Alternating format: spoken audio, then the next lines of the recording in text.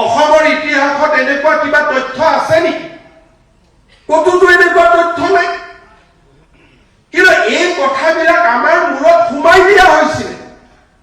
আৰু আজি কিছুমান অসমীয়া মানুহে মোকেই ক'ব যে হিমন্ত বিশ্ব শৰ্মাই কৈ দিলে শংকৰ আদান নাই বুলি। হয়, মই কৈছো, অসমৰ মুখ্যমন্ত্ৰী হিচাপে কৈছো, শংকৰ মাধৱ আছে, শংকৰ আদান অসমত নাছিল। শংকৰদেৱৰ প্ৰপন্ন শিষ্য মাধৱদেৱ আছিল। হয়, আছে আদান ভূমি, নিজৰ জাগাত আছে। শংকৰ আৰু আদানক সংলগ্ন কৰি আমাৰ যুঁজখন দুৰ্বল কৰিব নালাগে। লাচিতৰ লগত বাঘ হাজৰিকাক থিয় কৰি আমাৰ যুঁজখন দুৰ্বল কৰিব নালাগে। কোনোবা যদি বাঘ হাজৰিকা আছিলে তেওঁ নিজৰ জাগাত থাকক, কিন্তু আমি লাচিতক চাব বিচাৰো যে মোগলক পৰাজিত কৰা এজন বিশ্ব বিজয়ী ব্যক্তি হিচাপে, বীৰ হিচাপে। বাঘ হাজৰিকাই তেওঁৰ শৌৰ্য আৰু বীৰ্যৰ পৰা 10% কাঢ়ি লৈ যাব নালাগে। কি বুজোৱা হৈছে যে মোগলক লাচিতে পৰাজিত কৰা নাছিল, বাঘ হাজৰিকাৰ বুদ্ধিতহে লাচিতে মোগলক পৰাজিত কৰিল। ক'ৰ পৰা আহিলে এইটো তথ্য? কোনে দিলে এইটো তথ্য? কোনখন বুৰঞ্জীৰ পৰা?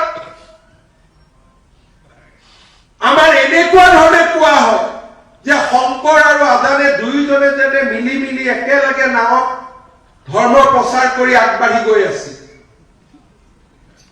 তেনেকুৱা ধাৰণা কোনে সৃষ্টি কৰিছে? যিয়ে সভ্যতাৰ যুঁজত আমাক দুৰ্বল কৰিব।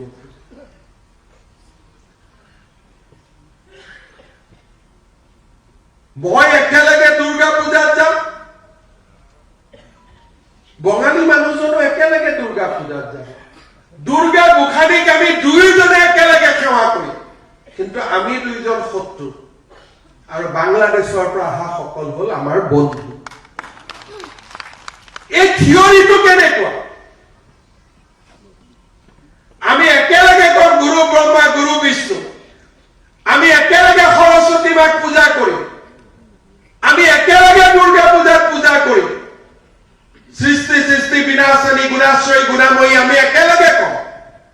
কিন্তু ওলাই আহি কম এওঁ বঙালী দেই, এওঁ অসমীয়া। আৰু যিসকলে আমাৰ লগত একেলগে দুৰ্গা পূজা নকৰে, একেলগে নাম নকৰে, পাল নাম নকৰে, তেওঁলোক আমাৰ বন্ধু, কাৰণ আমি শংকৰ আৰু আদানৰ দেশৰ মানুহ। ই কেনে ধৰণৰ পলিটিকেল ডেফিনেশ্যন? ই কি ধৰণৰ ৰাজনৈতিক সংজ্ঞা?